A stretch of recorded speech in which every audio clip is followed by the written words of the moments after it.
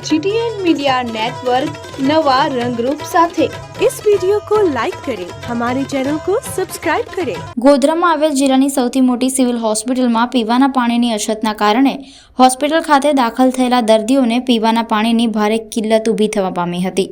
ત્યારે ગોધરા મુસ્લિમ સમાજના અગ્રણી અને સમાજ સેવા માટે હંમેશા તૈયાર રહેતા એવા હાજી ફિરદૌસ કોઠી દ્વારા તાત્કાલિક હોસ્પિટલની મુલાકાત લીધી હતી અને ઠંડા પાણીની વ્યવસ્થા કરી હતી।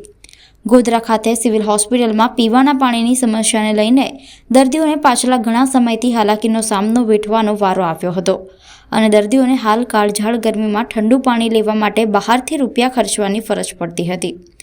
ગોધરાના સમાજ સેવા માટે હંમેશા તૈયાર રહેતા હાજી ફિરદૌસ કોઠી દ્વારા તાત્કાલિક હોસ્પિટલ ખાતે પાણીની વ્યવસ્થા કરાવેલ હતી અને ઉનાળાની સિઝન પૂર્ણ ન થાય ત્યાં સુધી પાણીના 60 કુલર ઉપરાંત તેમના ખર્ચે હોસ્પિટલ ખાતે રોજ પૂરું પાડવામાં આવશે। સદંતર પાણીની વ્યવસ્થા કરવા માટે હોસ્પિટલ તંત્ર દ્વારા તેમનો આભાર માન્યો હતો। પાણીની વ્યવસ્થામાં સાથ સહકાર આપવા AK મલ્ટી સ્પેશિયાલિસ્ટ હોસ્પિટલના ચેરમેન તથા ડૉક્ટર મીકીર સોની, ડૉક્ટર ધવલભાઈ કલારા, ડૉક્ટર ખંજન સોની દ્વારા મહત્વનો સાથ સહકાર આપવામાં આવ્યો હતો।